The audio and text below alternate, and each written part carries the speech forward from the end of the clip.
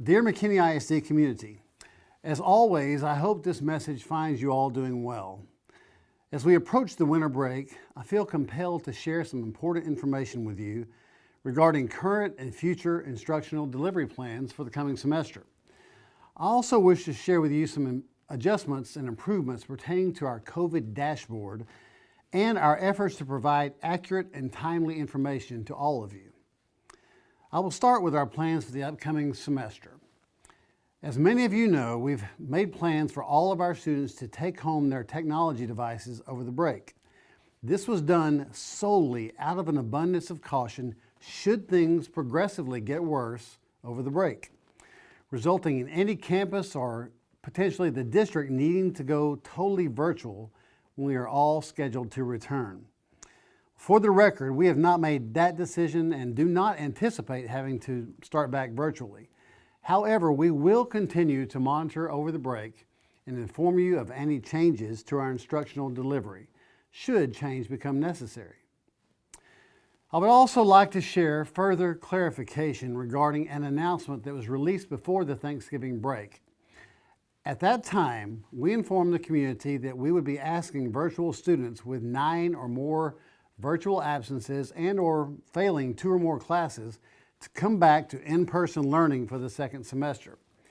This effort to bring students back to in-person learning was made primarily out of a moral obligation to re-engage with the students that are struggling to learn in a virtual environment. It most certainly was not intended as an indictment of the job that our teachers are trying to do or any criticism of parents. It also does not indicate that we are putting academic performance ahead of student or staff health. The simple truth is we must address the elephant in the room, and that is the fact that some learners, regardless of the reason, are falling behind. And as a result, we have to search every avenue to minimize the amount of learning lost due to COVID. At some point, as we should, we'll have to answer to our community as to what efforts we made to keep our kids from falling further behind during these most difficult of times. Lastly, I'd like to address the current COVID situation and our never-ending attempts to keep you all informed of active cases of COVID throughout the district.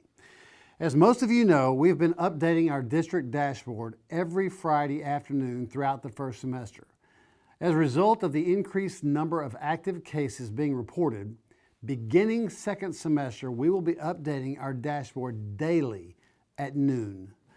Currently, we are approximately at 70 active cases of students and 30 active cases of either faculty or staff members. When we started reporting early in the semester, obviously these numbers were much smaller and remained static for much of the semester.